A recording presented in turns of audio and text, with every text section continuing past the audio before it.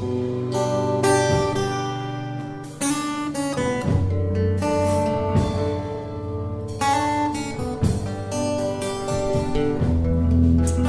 aleluia, Jesus. Eu me humilharei, Senhor. Teu nome gritarei, Deus. Oh, olha pra mim, Senhor. Me humilharei. Declare isso. Teu nome gritarei. Como criança eu serei. Mas olha pra mim. As vestes tornarei. Subirei, aos teus pés eu chorarei. Olha pra mim. Eu me humilharei, declare.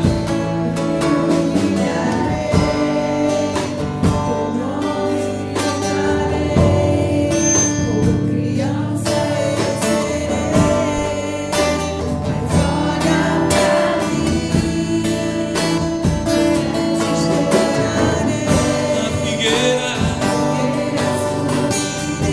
Aos teus pés eu chorarei. Mas olha pra mim, olha pra mim, Senhor, olha pra mim, pois eu preciso. Olha pra mim.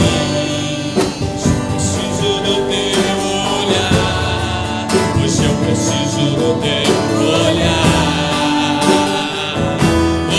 Olha pra mim, Senhor, olha pra mim. Oh Deus, olha pra mim, pois eu preciso. Olha pra mim. Preciso do teu olhar, pois eu preciso do teu olhar. Oh, aleluia. Coloca a mão no teu coração agora e diga para o teu Deus: Senhor, olha para o meu coração agora. Eu preciso do teu olhar, Senhor. Eu preciso que o Senhor veja o meu interior, Deus. Olha para mim, Senhor. Olha para minha mente, Pai. Tenha certeza que Ele está olhando para você, querido. Ele conhece o teu coração. Ele conhece o teu interior. Aquilo que eu e cada um que está aqui não pode ver, Ele vê. Ele vê o que está mais profundo do teu interior. Ele vê a tua alma. Oh, Senhor. Olha pra mim, Senhor. Olha pra mim, Senhor. Olha pra mim, pois eu preciso. Olha pra mim, preciso do teu olhar.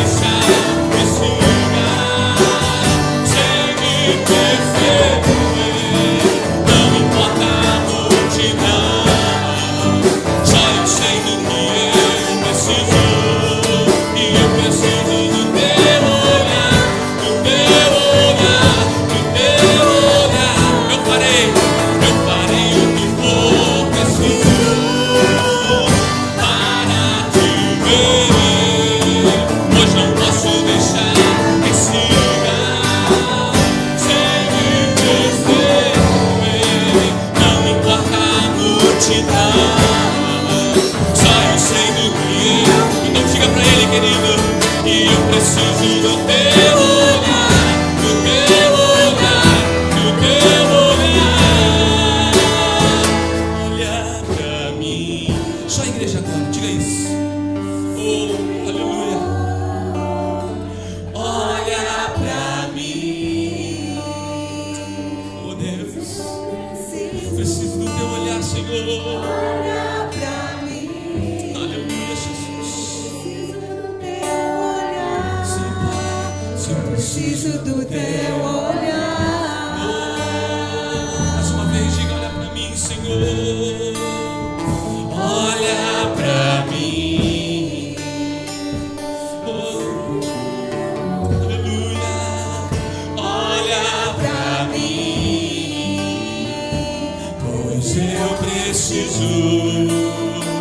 Olha pra mim, pois eu preciso do teu olhar. Pois eu preciso do teu olhar.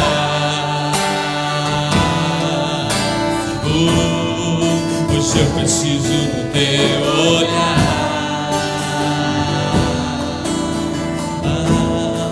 Pois eu preciso do teu olhar. Aleluia. Olha pra mim. Aleluia. Louvado seja o nome do Senhor.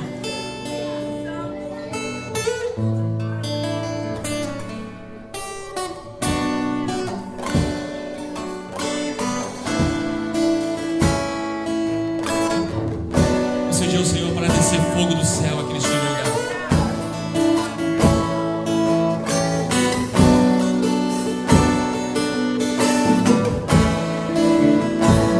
Eu não posso ficar de pé diante da tua glória. Oh, aleluia, Deus. Eu não posso ficar de pé. Diga: diante da tua glória, Senhor. Diante da tua glória. Diga pra ele: sou teu templo. Sou teu templo, teu sacrifício, o teu altar vem queimar em mim. Sou teu templo, sou teu templo, teu sacrifício, o teu altar vem queimar em mim. Oh, aleluia, Deus.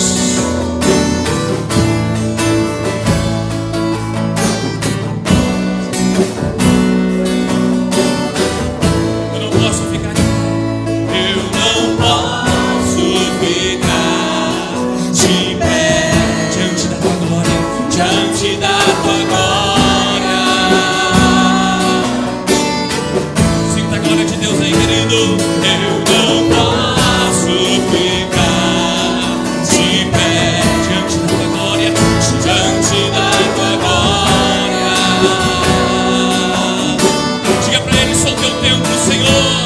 Sou teu templo, teu sacrifício, o teu altar vem queimar em mim. Sou teu templo, sou teu templo, teu sacrifício, o teu altar vem queimar em mim.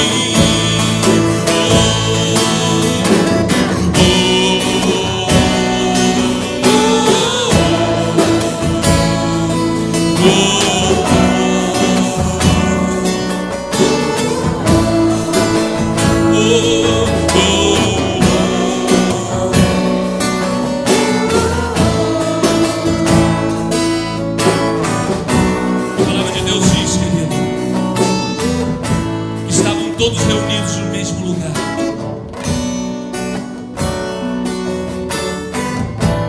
Estavam todos reunidos, como você está reunido aqui hoje na presença do Senhor. Quando de repente, diz a Bíblia, veio do céu um som, veio do céu um som. Oh,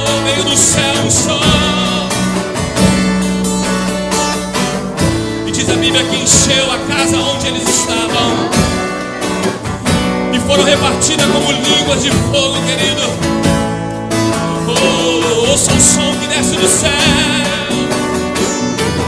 Ouça o som que desce do céu. Oh, caia fogo do céu. Caia fogo do céu. Queima este altar. Mostra pra esse povo que há Deus em Israel. Caia fogo do céu. Queima este altar. Mostra pra esse povo que há Deus em Israel.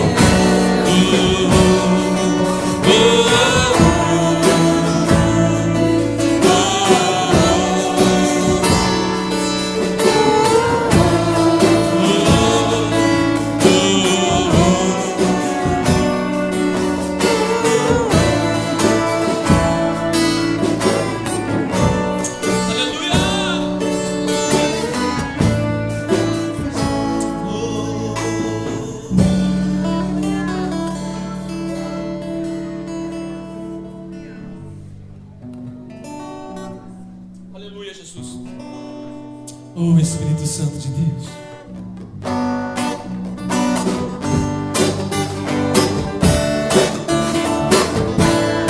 Vamos adorar Ele com nossas palmas neste lugar.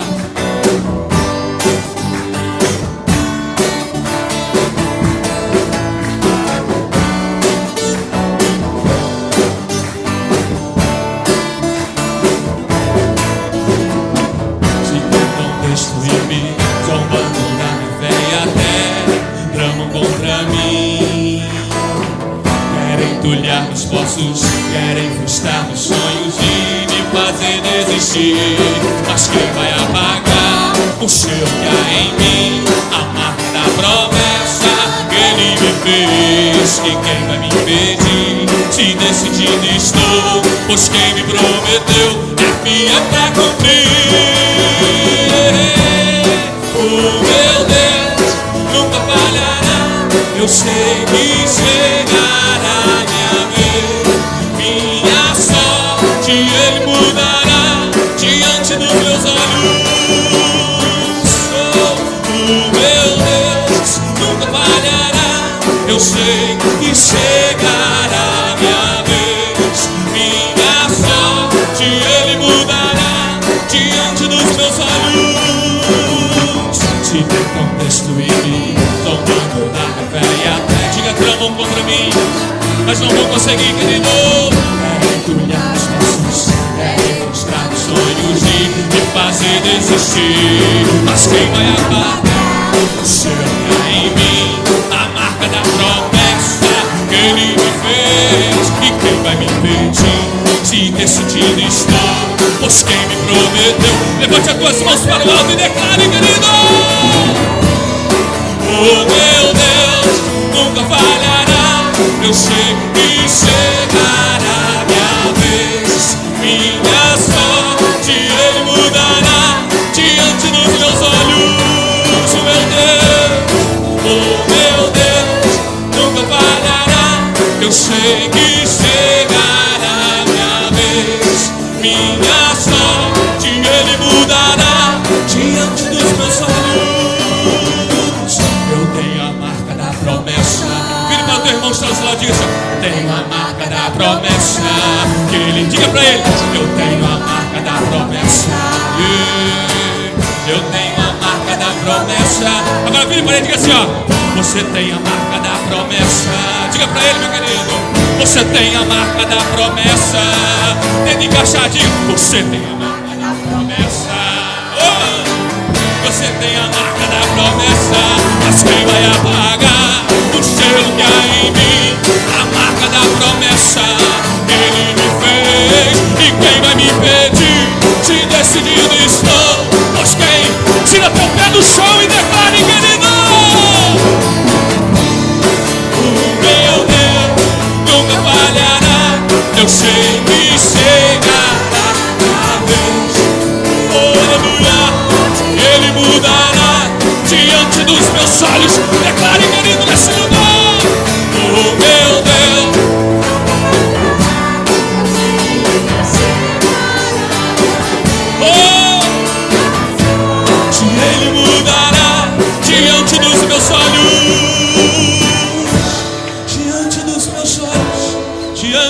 meus olhos, diante dos meus olhos, oh Deus, aleluia. Tu és tremendo, Senhor, Tu és fiel, Deus. Aplauda Ele porque Ele é digno.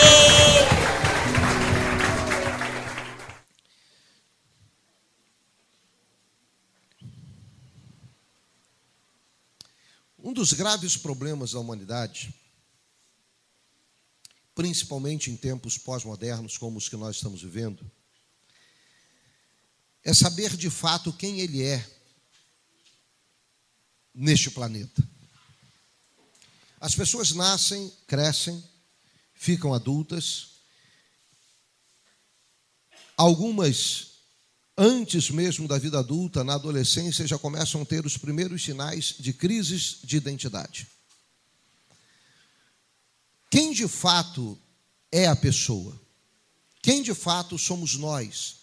E há momentos da vida que nós nos perguntamos, geralmente quando estamos diante de algumas crises que nos são impostas pelo próprio mundo que nós vivemos, há uma tendência dessas crises abalar nosso interior e gerar em nós algumas dúvidas acerca da rota da vida que tomamos. E aí alguns começam a ter crises e começam a questionar casamento, outros começam a questionar vida profissional, outros começam a questionar vida acadêmica, outros começam a questionar o lugar onde moram, outros começam a questionar relacionamento com pai e mãe. Enfim, as crises, elas surgem e vão, na realidade, dar ou novas direções para a vida do indivíduo, e essas direções nem sempre são boas. Por exemplo, nós vivemos hoje, entendia-se no passado, depois dos tempos medievais, com o próprio crescimento e a explosão da ciência e do mundo acadêmico, entendia-se que tudo isso poderia gerar para a humanidade, para a sociedade, uma qualidade de vida melhor. No entanto, nunca se cometeu tantos suicídios na história da humanidade do que já aqueles que ocorreram no século XXI em 13 anos. O vazio na alma do ser humano continua existindo. Eu estava, essa semana, na quarta-feira, em Tanguá, numa reunião com o prefeito de Tanguá, e o meu advogado me acompanhou. Meu advogado me acompanha há mais ou menos 10 anos. E uma época, alguns anos atrás, não posso precisar quantos, talvez aí uns 8 anos atrás, bem no início do nosso relacionamento, nos tornamos grandes amigos. Ele, certa vez, deixou transparecer que ele era uma pessoa cética, uma pessoa que não acreditava muito nessas coisas do mundo espiritual. E eu cheguei a dizer para ele, naquela ocasião, no escritório dele, falei para ele assim, Rômulo, doutor Rômulo é o nome dele, falei para ele assim, Rômulo, você não consegue enxergar, mas entre o mundo físico que nós vivemos, esse mundo natural, que nós conseguimos nos relacionar com este mundo através dos sentidos.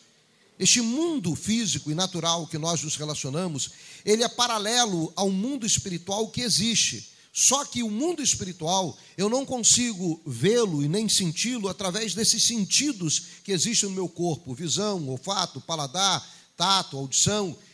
Eu preciso de outros sensores. E esses sensores estão na minha alma e no meu espírito.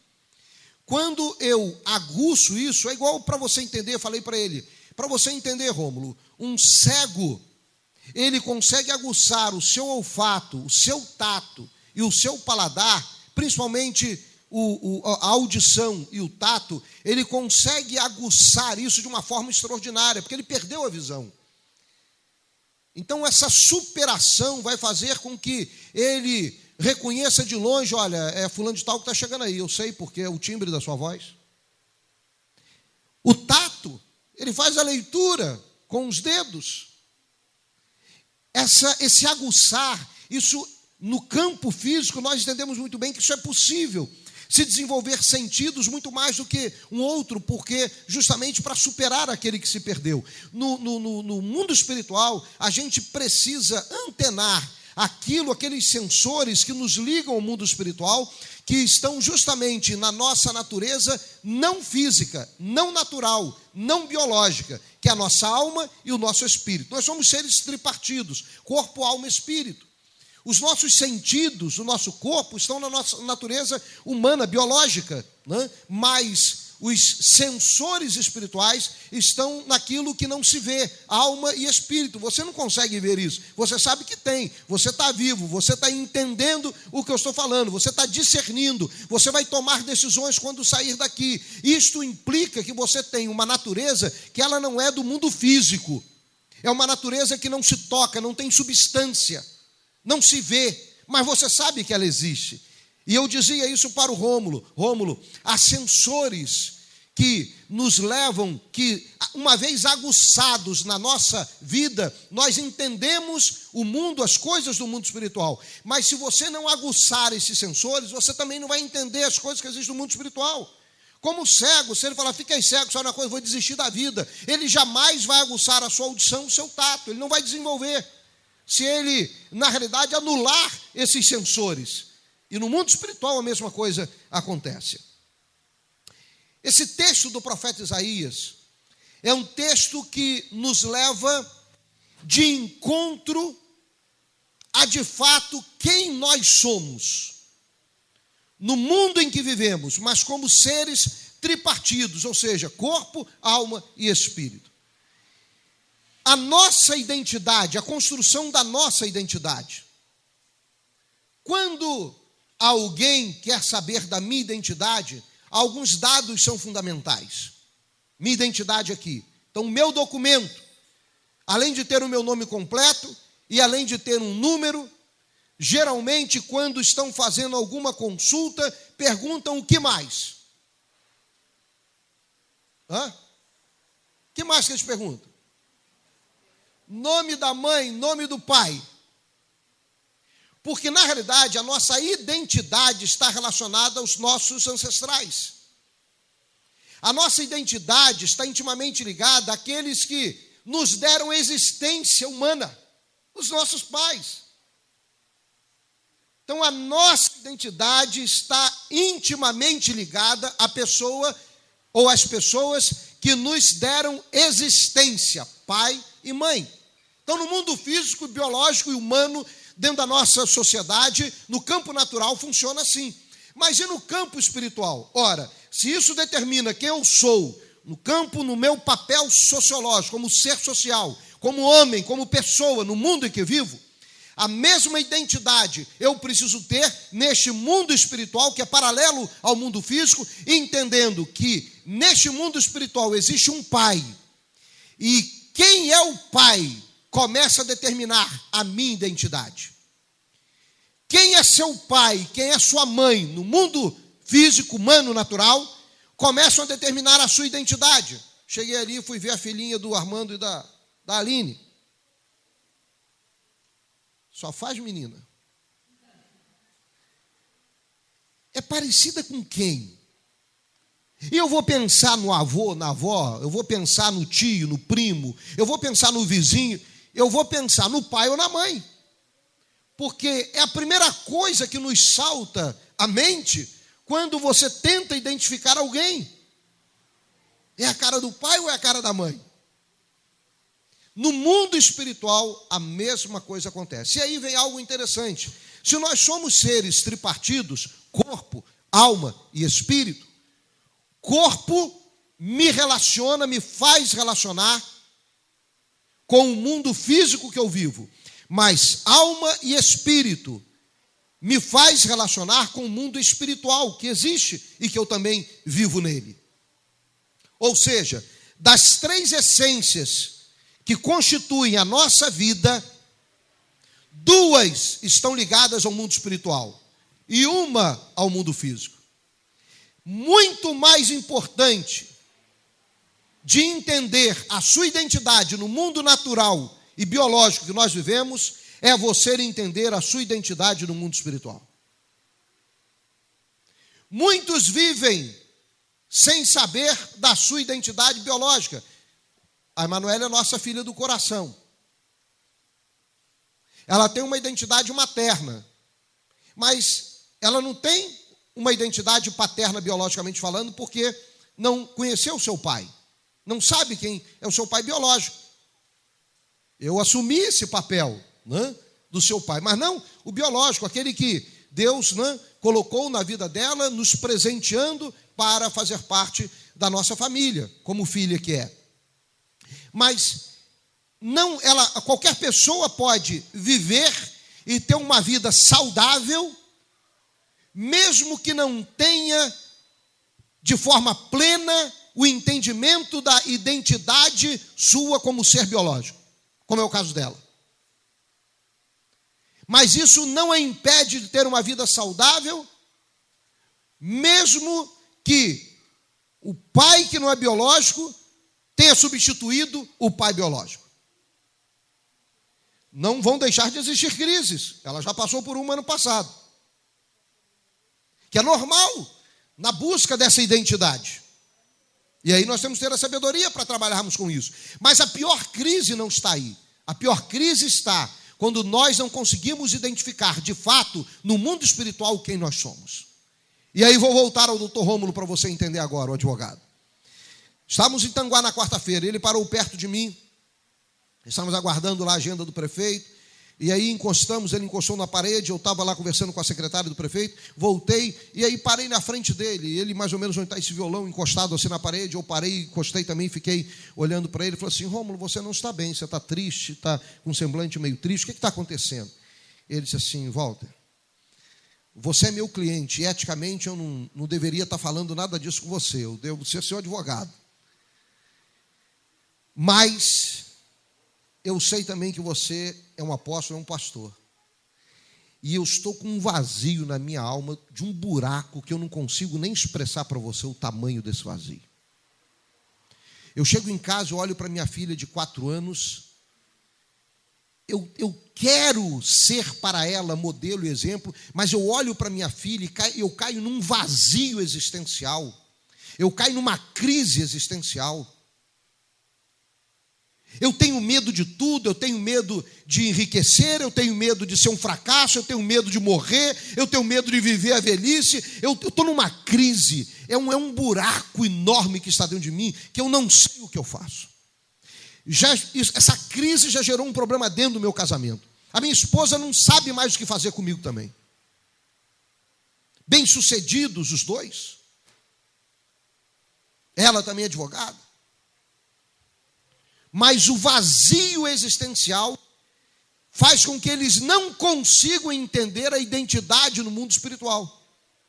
É como se fossem filhos sem pais, órfãos, vagando de um lado para o outro no mundo. É a mesma coisa, traga isso para o campo natural, físico, social, nosso hoje. É como se fossem pessoas que, sem pai, sem mãe, que estão vagando de um lado para o outro, andando de um lado para o outro, não sabem quem são, não sabem para onde vão. É a mesma coisa no mundo espiritual. E como das 3 naturezas, 2 estão ligadas a uma essência espiritual, vale muito mais nós encontrarmos, sabermos de fato quem nós somos no mundo espiritual, porque isso irá nortear a nossa vida no mundo social, físico, humano, biológico que nós vivemos. E aí o profeta Isaías vai registrar esse texto. Quando Deus falou com ele, para ele falar com o povo de Israel. Está no capítulo 43, verso 15. Ele vai dizer assim: o povo estava numa crise de identidade. E aí Deus fala assim: eu sou o Senhor, o santo de vocês, o Criador de Israel e o seu rei. Se perguntassem a você hoje, quem é seu pai, biologicamente falando? Meu pai, o nome dele é Almir Aguiar. Meu pai é aposentado. Meu pai foi mecânico naval. Meu pai foi funcionário público federal. Meu pai... Mas se perguntarem a você, mas no mundo espiritual, a sua identidade está ligada a quem? Quem é seu pai? E aí Deus está falando com o profeta Isaías para o profeta Isaías ministrar, falar, transmitir para o povo de Israel quem de fato ele era. Porque Deus adotou Israel como seu filho, um povo como se fosse filho. E o povo precisava entender, no plano espiritual, no campo humano, é um povo como outro qualquer. Que mata, que morre, que nasce, que reproduz, que envelhece, que se prostitui, que se vicia, que tudo que qualquer um passa, lá também passa. Mas espiritualmente esse povo ganhou uma identidade diferente de todas as nações do mundo, porque Deus resolveu tratar tudo com o povo para fazer desse povo um exemplo para todas as nações. Porém o povo não entendeu, então ele pegou o filho dele e fez de Jesus o exemplo para todas as nações. Mas a prova do amor dele pelo povo, que Jesus poderia ter nascido na China, Jesus poderia ter nascido na Turquia, Jesus poderia ter nascido até no Brasil, numa tribo indígena. Mas Jesus nasceu de Israel, por causa da ligação espiritual, da identidade que Deus transferiu para aquele povo. Então Deus chama o profeta, você é boca minha no meio do povo. Você vai transmitir para esse povo quem eu sou, porque esse povo precisa entender a identidade dele. Porque se ele entender a identidade dele, olhando para mim, ele vai acertar a rota da vida. E aí Deus vai dizer para o profeta primeiro, para depois o profeta transmitir: eu sou o Senhor. Se ele estava dizendo eu sou o Senhor, Deus na verdade estava afirmando: eu sou o dono. É meu, tudo é meu. É preciso entender no mundo espiritual que o Senhor sou eu. Quem manda sou eu, quem dá as ordens sou eu, porque eu sou o dono. E vocês são servos, porque se existe o Senhor, existe o servo. E ninguém viverá melhor do que obedecer às ordens daquele que é o dono. Começa a identidade a ser feita, a ser construída a partir daí. Quando ele diz, eu sou o Senhor, ele está dizendo, eu sou o dono e nós somos servos. Quando ele diz, eu sou o santo de vocês, ele está dizendo, eu sou perfeito. Vocês são pecadores, precisam de mim, porque eu sou o santo, eu sou perfeito. Quando ele diz, eu sou o Criador, ele está dizendo, eu sou o Pai. Vocês são filhos, os filhos precisam do Pai. Quando ele diz, eu sou o Rei, ele está dizendo, eu sou o soberano. Vocês são súditos, que obedecem o soberano. A construção da identidade começa aí. Quando nós entendemos de fato quem Deus é. E nós não perdemos essa rota. Agora deixa eu dizer algo para você.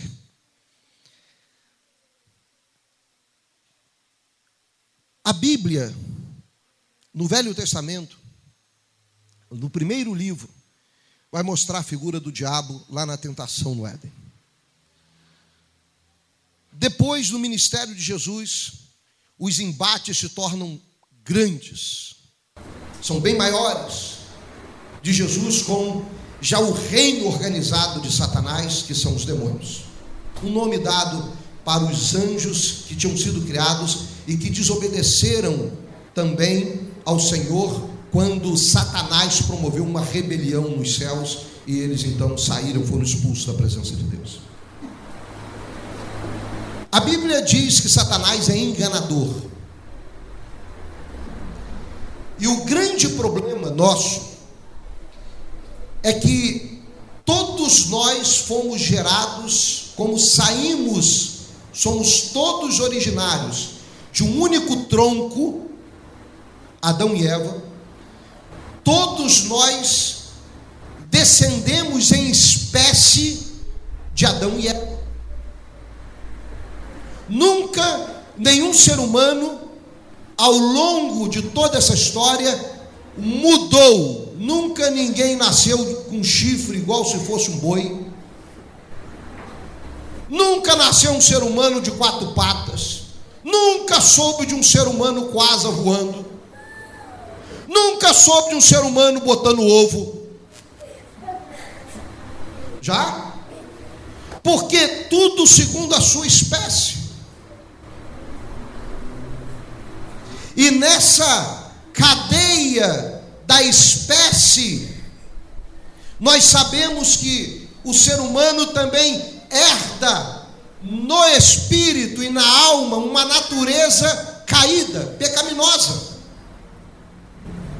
Nós podemos nascer num lar perfeito, um casal perfeito, que não é perfeito, que a gente sabe que não é, mas vamos imaginar um casal perfeito, tudo perfeito, uma casa perfeita, salário, dinheiro à beça, despensa cheia, roupa à vontade, carro zero, casa na praia, casa na serra, viagem para tudo quanto é lado, saúde, tudo perfeito. Mas em algum momento nós sabemos que eles vão cometer erros, porque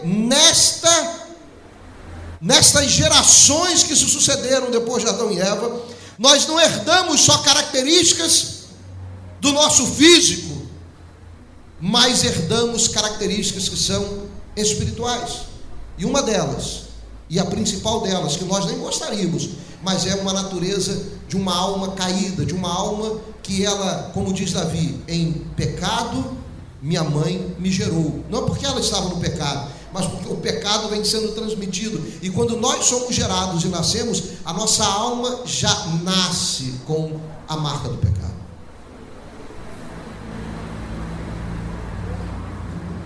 E aí a gente chega a uma conclusão. A nossa alma, ela nos engana mais do que o próprio diabo. A alma é enganadora. Não aquela que Deus fez, mas aquela que caiu no pecado. E nós herdamos isso. A nossa alma, ela pode nos enganar acerca da nossa identidade. Ela enganou Rômulo durante anos e anos, achando que ele não precisava de Deus, o advogado. E agora, depois de crises, pela ausência dele entender quem ele é no campo espiritual, que ele não consegue discernir, isso fui eu passando para ele, a crise o levou a entender que há uma ausência de identidade nesta área, porque a alma dele o enganou durante anos. E aí deixa eu só fechar essa história com o Rômulo. E aí, conversando com ele ali em Tanguá, eu falei com ele: Rômulo, eu não quero te influenciar, porque você precisa encontrar as respostas das crises da sua alma, você vai ter que encontrar sozinho. Por quê? Porque você é um cara muito inteligente, você é um cara de altíssimo conhecimento, que tem um conhecimento muito apurado, e eu sei que você é um cara que vai ter que encontrar explicações até racionais. E eu vou dizer para você, você vai encontrar até explicações racionais, embora as coisas espirituais não sejam discernidas por elementos racionais. Mas como o apóstolo Paulo disse, o nosso culto tem que ser racional. Então até quando nós prestamos culto a Deus, tudo passa pela nossa mente, passa pelo entendimento. Então a gente tem que entender o que está acontecendo. Você vai entender. Eu vou desafiar você. Eu falei para ele assim: eu não estou fugindo da responsabilidade de te ajudar, mas eu sei quem você é, e eu sei que pessoas que têm um entendimento como você tem, precisa de uma rota um pouco diferenciada. Não é o convencimento de alguém, mesmo que você me considere como amigo, que vai mudar a sua história de vida. Eu vou te aconselhar o seguinte: você tem Bíblia em casa? Ele disse: não, nunca quis ter. Eu disse: só que agora você vai querer ter. Você vai, pega a Bíblia e comece a ler o Evangelho de João. E eu expliquei para ele mais ou menos como que João trata a vida de Jesus, diferente de Mateus, Marcos e Lucas. Passei para ele algumas coordenadas e ele então foi para casa. Em casa, chamou a esposa, aconselhei ele a fazer isso. Chame sua esposa para conversar. Você se distanciou dela, vocês dois estão vivendo dois polos diferentes.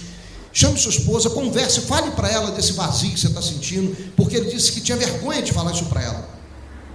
Porque ele entendia durante muito tempo, muitos anos do casamento, ele a convenceu do ceticismo, de não crer em nada, de que não precisa disso, de que a vida é tudo aqui, é tudo material, é tudo substância, esse negócio de fé, de crença, de Deus, isso, nada disso existe. Ele a convenceu disso, e agora como que ele vai voltar para dizer que ele está com um vazio na alma, que precisa de Deus?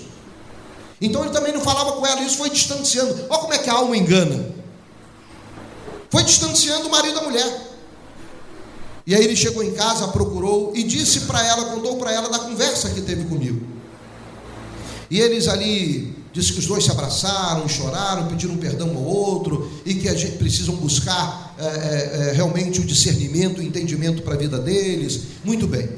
E aí ele me contava agora no final de semana, dizendo: Walter, minha esposa fez surpresa, chegou em casa, me deu um presente. Quando eu fui abrir, é uma Bíblia, porque eu falei para ela que você tinha me aconselhado a ler uma Bíblia, mas a gente tinha Bíblia em casa. Então ela já foi lá, já comprou uma Bíblia, já deu uma Bíblia. Agora nós estamos lendo juntos à noite em casa. Eu não precisei dizer para ele o que eles tinham que fazer, só falei: olha, pega uma Bíblia e comece pelo livro de João. E ele disse: olha, está marcando realmente. Ele falou assim: até encontrei algumas expressões aqui que depois vou precisar da sua ajuda. Quando disse que o verbo era Deus, o verbo se fez Deus, o que é isso? Que verbo é esse? Eu disse: não, eu vou te explicar, pode deixar, não se preocupa não. A alma pode nos enganar tanto a ponto de nos levar para uma rota que nos distancia daquele que nos deu a identidade, Deus. Como que a alma pode nos enganar? Por 3 elementos. Algum tempo atrás, no café de pastores lá em São Gonçalo, eu falei sobre isso. Uma palavra negativa,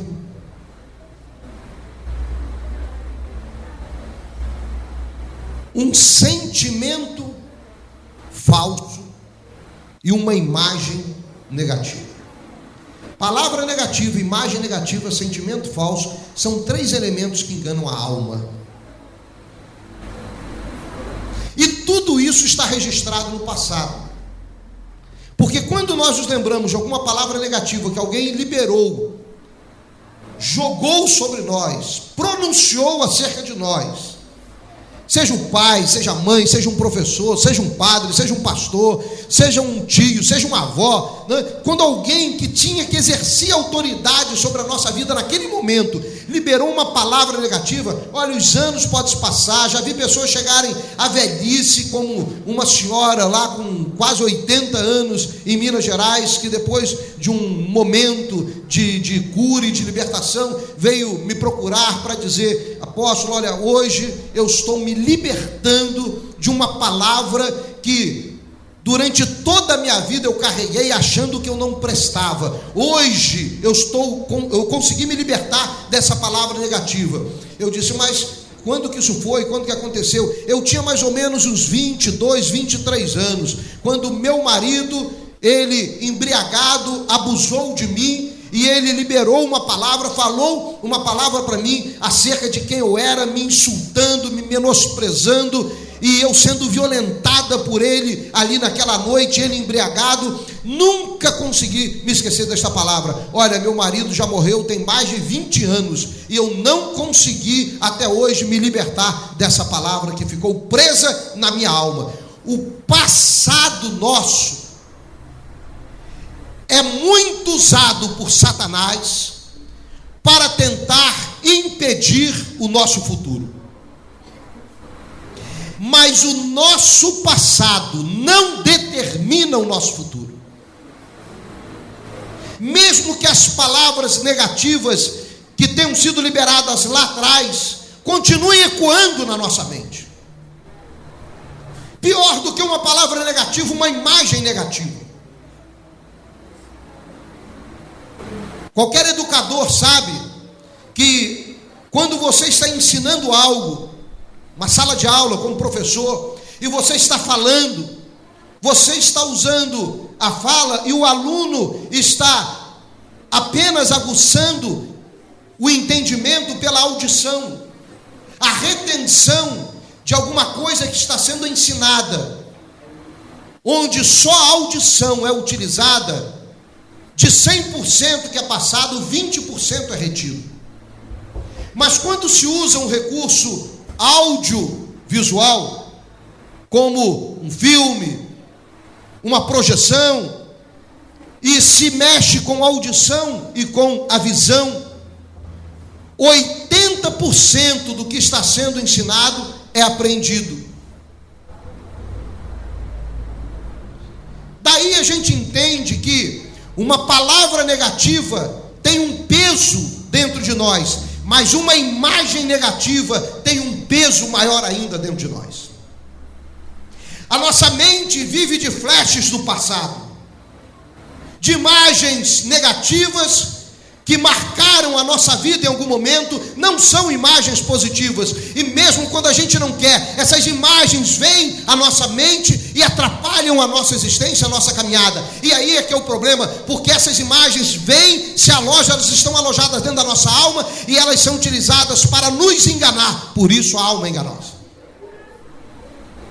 Nós podemos ser conduzidos na nossa vida por palavras negativas do passado, ou por imagens negativas do passado. Mas pior do que tudo isso, são os sentimentos falsos que são gerados a partir de uma palavra negativa ou de uma imagem negativa. Surgem aqueles sentimentos que não são verdadeiros, eles são falsos, mas eles são produzidos em cima das palavras e das imagens negativas. Então há uma tendência muito grande. Vou dar o exemplo de um pastor, eticamente não vou citar o nome, mas de um pastor que me procurou algum tempo atrás, preocupado com um dos seus pastores. Ele era o pastor presidente daquela igreja, e ele tinha um pastor auxiliar, e ele me procurou pedindo orientação, ajuda, e disse: apóstolo, como que eu vou orientar meu pastor com relação a isso? Já não é a primeira vez, várias vezes já aconteceram problemas muito semelhantes. Ele olha para uma mulher, ele se apaixona por uma mulher, e ele vai embora de casa, ou então manda a esposa dele embora de casa. Isso já aconteceu várias vezes, ele tem essa facilidade. O que é isto? Ou seja, ele tem o argumento certo para aquele momento, mas na verdade esse argumento está brotando da alma dele.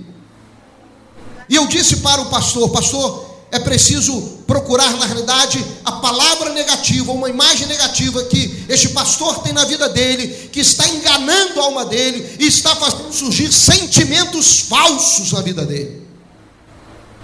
E ele está tomando decisões em função desses sentimentos falsos.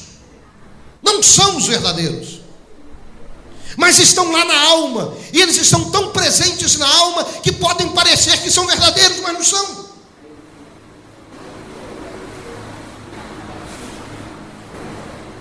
E ele fez isso, chamou esse pastor, foi conversar com ele, voltou lá atrás, porque tudo isso está ligado ao passado, e então ele começou a narrar a história do relacionamento dele com o pai dele.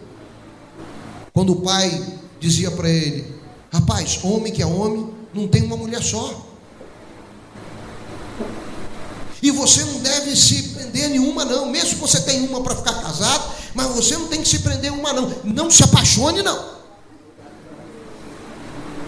Era o conselho do pai para o adolescente, para o jovenzinho, e para quando ia se casar, no dia do casamento, esse pai sentou com ele para dar aquela revisada em tudo que ele já tinha ensinado de diabólico para o filho. E não tem jeito, era até um pastor, se preparou, teve um encontro com Cristo.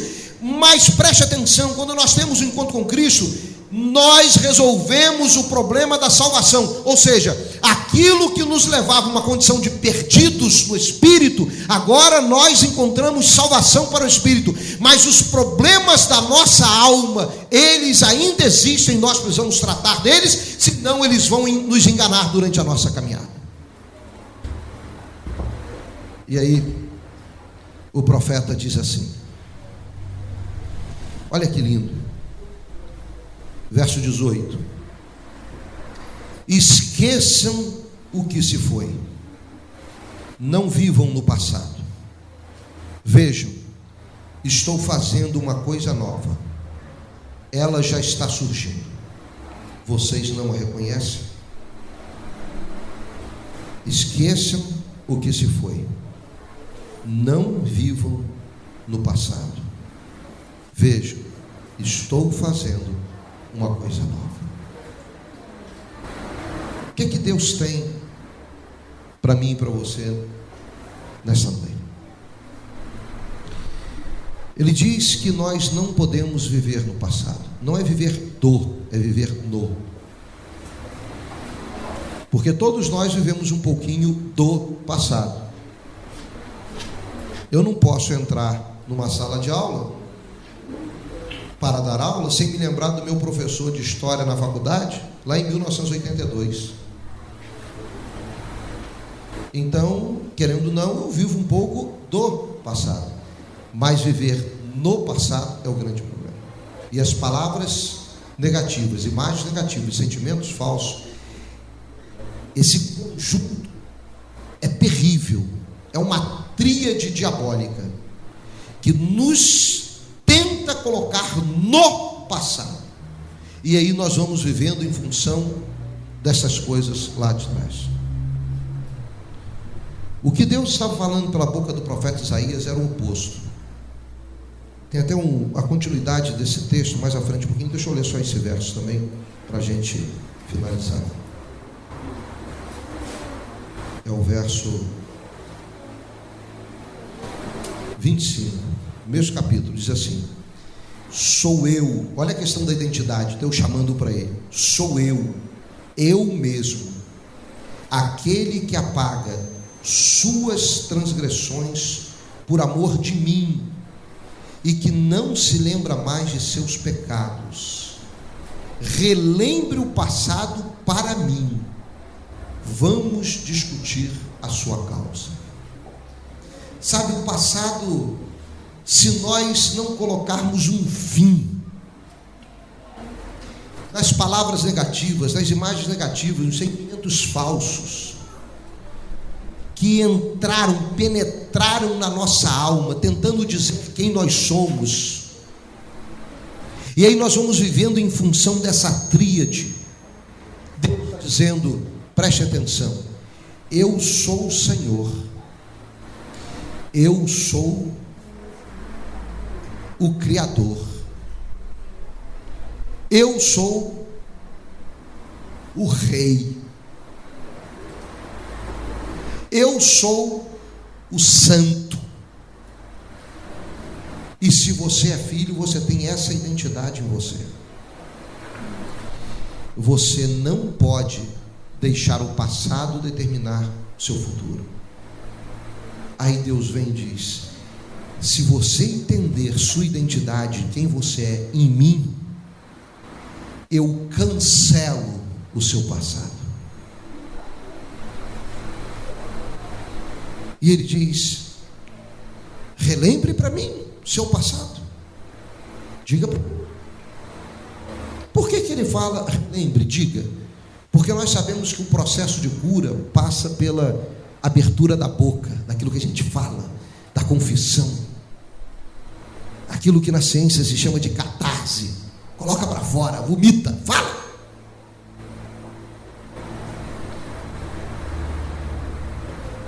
E aí quando Deus diz, relembre para mim, fale, apresente sua causa do seu passado. Ah, eu sou assim porque meu pai lá atrás, minha mãe, o pastor, o padre falou isso. Relembre, diga a causa, fale. E aí sabe o que eu faço? Eu mesmo, diz o Senhor, não por amor a você, por amor a mim mesmo, eu apago o seu passado, para que você não seja escravo mais dos enganos da sua vida.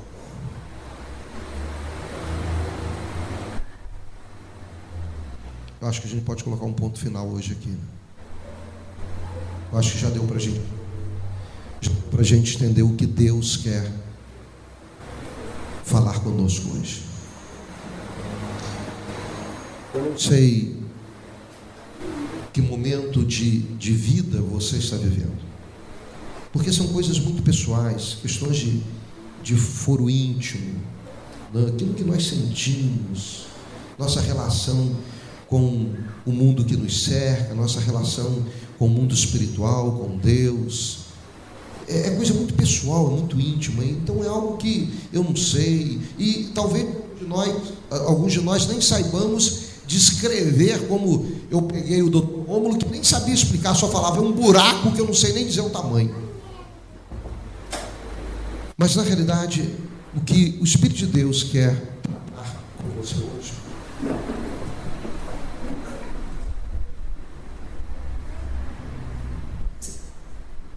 na realidade, o que o Espírito de Deus quer tratar com você hoje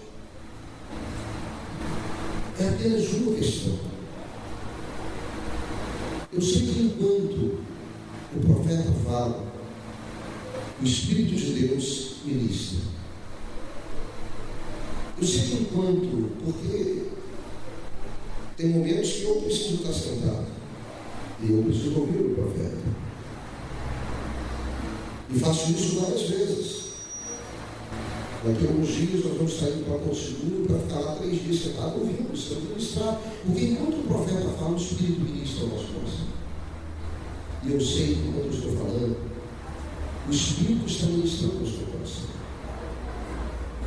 E eu sei que o Espírito está fazendo você se lembrar de palavras negativas, de imagens negativas, de sentimentos que não são verdadeiros.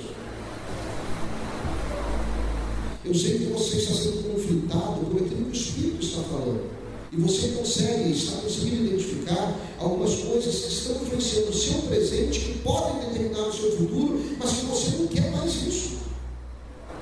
E o que você precisa fazer é tomar posse dessa palavra verdadeira que diz: eu extingo, eu apago, eu anulo, eu cancelo o passado. Então, palavra negativa, imagem negativa, sentimento falso, está atrás, está lá no passado, eu cancelo isso. Fale para mim, relembre para mim o seu passado. Apresente a causa. Só Deus pode fazer isso.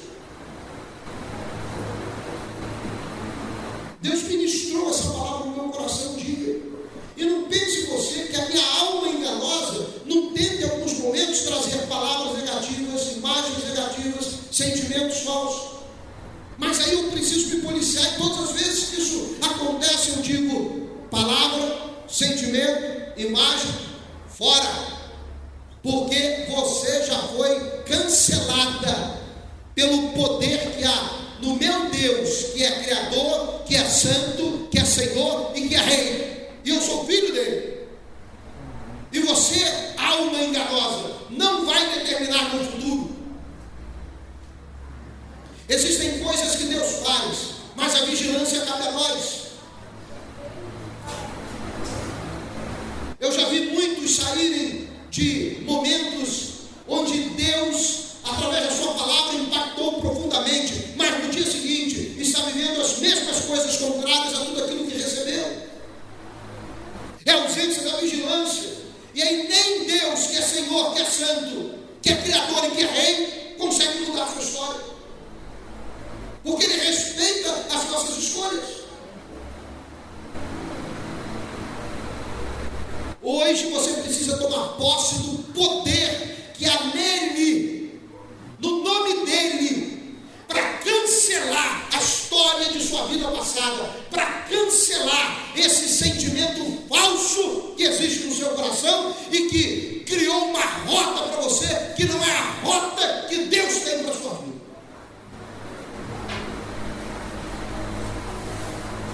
É o momento que Deus está falando: eu cancelo, eu decido fazer isso, eu cancelo. Como eu disse, é uma questão muito pessoal. Então o que eu queria fazer agora com você? Eu queria pedir você para ficar de pé. Eu quero orar com você. E a oração é uma expressão daquilo que sentimos, daquilo que está dentro de nós, daquilo que está na nossa alma. E nesse momento, é um momento que nós temos para nos colocar diante de Deus e colocar o nosso passado para Ele. E falar com Ele, como Ele disse aqui pela boca do profeta Isaías. Vamos apresentar para Ele a nossa história. Vamos dizer para Ele como está a nossa alma. Mas Deus não é todo poderoso, Ele não sabe. Mas o problema não é Ele. O problema somos nós. É aquilo que nós fazemos dentro da nossa alma. É o processo de cura que a gente precisa passar. E esse processo de cura passa pela nossa boca. Quando nós dizemos para Deus: Deus, o meu passado Existe uma palavra negativa. E tem palavra negativa que nós recebemos, tem palavras negativas que nós liberamos. São duas coisas diferentes. Conheço pessoas que não conseguem voltar atrás de uma palavra dura e negativa que liberaram para alguém. Tanto a pessoa lá pode estar sofrendo, como aquele que liberou também sofre. Na hora de você dizer para Deus, Deus, cancela na minha alma essa palavra negativa que eu recebi ou que eu dei. Senhor, cancela da minha vida essa imagem negativa que ficou de algo que eu não gostaria de ter feito ou não gostaria de ter sofrido, mas aquela imagem ficou. Eu quero colocar para ti esta imagem que vem à minha mente, que não sai da minha alma, está sempre presente. Isso atrapalha a minha vida, isso atrapalha meu relacionamento. Eu não sou quem eu gostaria de ser por causa desta imagem negativa. Cancela isso hoje, Senhor. Fale com Ele, diga para Ele, Deus, eu aprendi hoje que se o Senhor é Criador, eu sou teu filho. Que se o Senhor é santo, eu sou pecador e preciso de tua santidade. Que se o Senhor é Senhor, é dono, eu sou teu servo. Se o Senhor é Rei, eu sou teu súdito. Eu sei quem eu sou, porque eu sei quem tu és. Minha identidade está ligada à tua identidade. Agora, Senhor, desfaça, cancele, anule todo sentimento falso que no meu passado eu mesmo ajudei a construir, porque não percebi os enganos da minha alma e construí a minha vida em um sentimento que não é o sentimento verdadeiro, aquele que está linkado à tua palavra, à tua revelação, porque tu és dono, Criador, Senhor e Rei. Aquilo que vem de ti é o melhor para mim, mas eu me auto-enganei. Eu ouvi a minha alma e construí um caminho, uma rota que foi produzida pela minha história passada. Mas hoje, Senhor, eu apresento a minha causa, eu relembro para ti o meu passado, e conhecendo a tua identidade e sabendo agora quem eu sou, eu te peço, cancele, Senhor, o meu passado, que hoje seja um marco divisório na minha vida, onde o meu passado não determinará o meu futuro.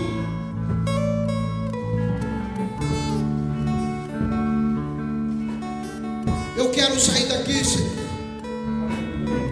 com a rota certa de quem eu sou, debaixo de quem tu és. O diabo não vai mais dizer que eu sou aquele lá do passado. Não, o diabo vai ter que olhar para mim e me ver como teu filho, me ver como pecador, mas debaixo de tua santidade. Ele vai ter que me ver como súdito teu, ele vai ter que me ver como teu servo.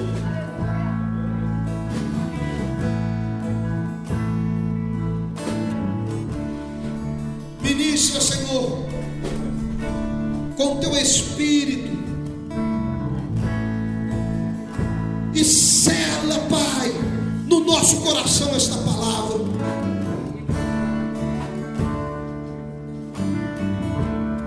Cancela os nossos argumentos de alma, porque se nós deixarmos a A alma tem argumento para tudo. A alma justifica tudo. Se eu não venho ao culto, a minha alma tem uma justificativa, Senhor. Eu sei, eu conheço a minha alma.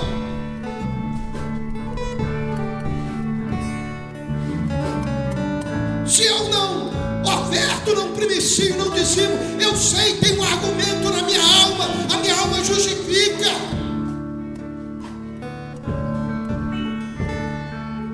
Se eu não consigo caminhar na tua rota, minha alma tem argumento para dizer por que eu não caminho na tua rota. Livra-nos, Senhor, dos argumentos da nossa alma hoje.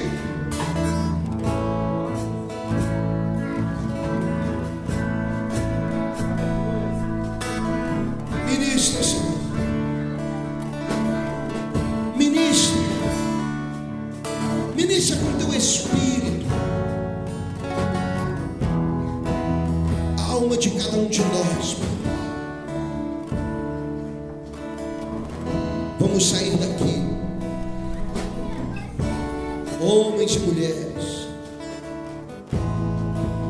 Vamos sair daqui, Senhor, não mais aceitando que o nosso passado determine o futuro incerto. Hoje, o Senhor mesmo decidiu apagar o nosso passado e nos devolver uma alma sadia, um espírito reto, para caminharmos em direção aos teus propósitos, aos teus projetos. E os teus projetos de vida para nós são grandes, são maravilhosos, são grandiosos. Obrigado, Senhor. Obrigado, Deus. Obrigado, Deus. Em nome de Jesus. Coloque a sua mão no seu coração e vamos adorar ao Senhor. Declare a sua vitória.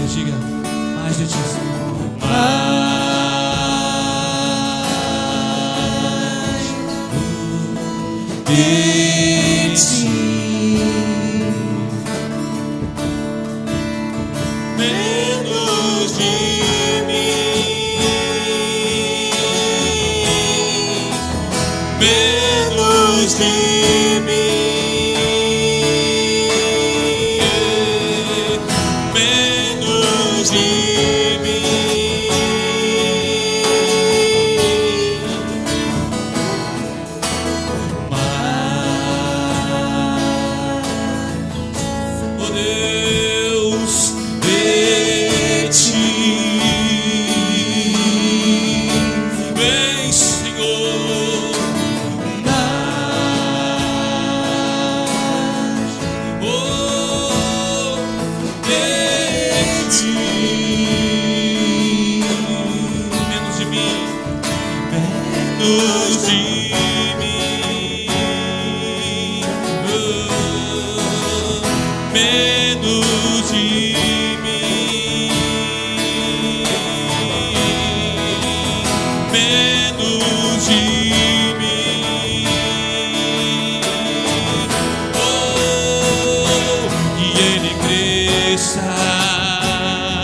eu diminua, que Ele apareça, que eu me constranja com a sua glória e todo o seu amor, infinita bondade, de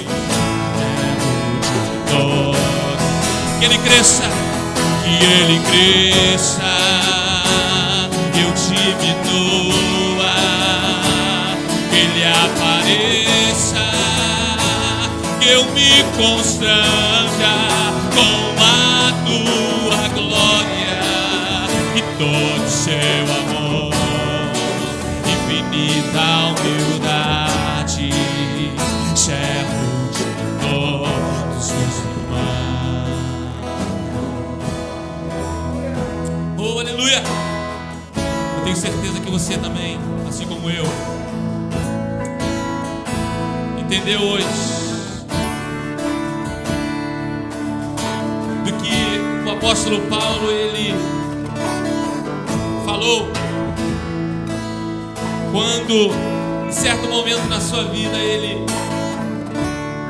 tomou uma nova postura, um novo momento, entendeu da cura de Deus sobre a sua vida, entendeu da nova proposta do Senhor, do novo chamado sobre a sua vida, e ele declarou: esquecendo-me das coisas que para trás ficam, eu prossigo para o alvo, eu prossigo para o alvo.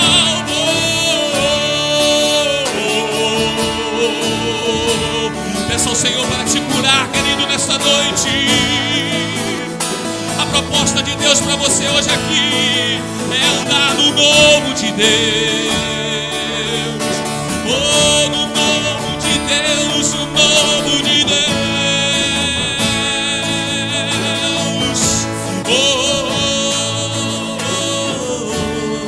Eu tenho certeza que você entendeu que você precisa mais dele. Então cante mais, Senhor.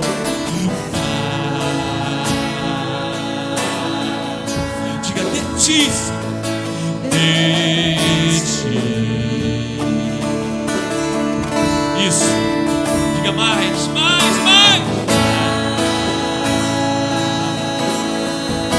Se encha dele agora, querido.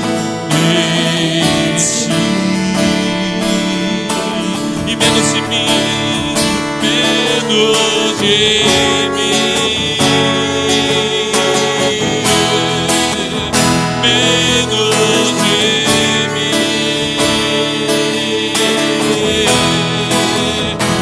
menos de mim. Oh, que Ele cresça, eu diminua, que Ele apareça, que eu me constranja com a sua glória e todo o seu amor, infinita humildade, servo de nós. Que Ele cresça, que Ele cresça, oh, eu diminua, que Ele apareça, que eu me constranja com a sua glória e todo o seu amor, infinita humildade, servo de todos os irmãos. Oh Deus, aleluia, oh, mais de ti. Aplauda Ele, querido.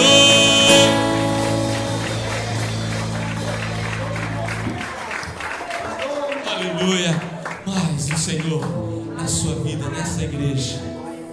Aleluia. Quantos precisam mais de ti? Dê mais do Senhor na sua vida. Você precisa mais do Senhor na sua vida? Amém, queridos.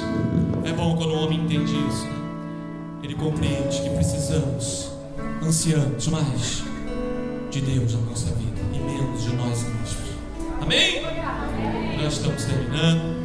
Temos agregar agradecer, né, a Deus pelo lugar e por tudo que Ele tem feito, né, pelos projetos dele na nossa vida.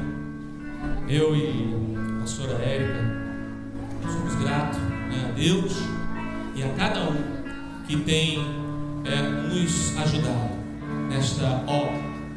Um dia os nossos apóstolos nos convidaram, nós temos um projeto. Você quer fazer parte desse projeto? E oramos e ali o Senhor tocou no nosso coração e aqui nós estamos para pregar o Evangelho, para divulgar as boas novas, para retirar aqueles que estão cativos, para ser luz, para ser sal nessa terra. Então, querido, que você também entenda e você coloque em prática os projetos, o chamado que Deus tem na sua vida, em nome de Jesus. Agradecer a todos aqueles que estão envolvidos nessa obra, aqui, nesse lugar, nesse projeto, né? Você, eu sempre digo, nós somos um corpo, né? Um corpo bem ligadinho, e o Espírito de Deus, né, ele circula entre nós, cada um aqui com as suas funções, cada um aqui trabalhando, exercitando. Isso é maravilhoso, como o nosso Deus, né, ele é tremendo, ele é maravilhoso sobre nós neste lugar. Então, querido, o nosso muito obrigado. Continue, né, abraçando esta obra, vestindo esta camisa aqui, porque eu tenho essa expectativa, eu tenho certeza que você tem, que grandes coisas Deus, Ele irá fazer neste lugar aqui, através da nossa vida, através da sua vida, neste lugar. Grandes projetos, grandes feitos, o Senhor, Ele vai fazer até aquele grande dia aqui neste lugar. Amém, amados? Eu quero orar com você, para nós estarmos encerrando. Agradecer a todos os nossos visitantes, né? Estou vendo aqui um monte de carinha nova aqui nesse lugar, né? É uma alegria tê-los aqui, né? Que prazer, maravilhoso você estar aqui neste lugar, em nome de Jesus. Amém? Vamos orar nesse momento? Então a pastora Érica esteja orando para nós terminarmos, em nome de Jesus.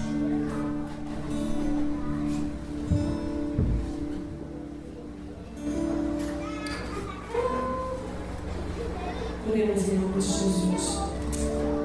Pai amado, em nome de Jesus, ó Deus, queremos agradecer ao Senhor pela oportunidade que o Senhor nos deu esta noite, Senhor, de estarmos aqui na tua casa, prestando culto a ti, Senhor, adorando e agradecendo o teu santo nome, ó Deus, por mais um ano que o Senhor nos concedeu aqui neste lugar, Senhor.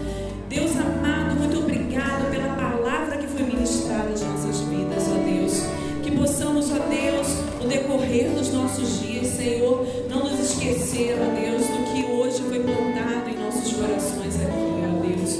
Muito obrigado, Senhor, pela vida dos nossos apóstolos, ó Deus, que sempre nos cobriram, Senhor, espiritualmente, Senhor, sempre estiveram, Senhor, orando, Senhor, por nós, ó Deus, sempre estiveram prontos, Senhor, a nos ajudar, Senhor, a estar conosco, ó Deus. Pai querido, toma, Senhor, cada um dessa igreja nas suas mãos, ó Deus. Todos os que aqui, Senhor, todos os dias, Senhor, trabalham, Senhor, dão o seu melhor.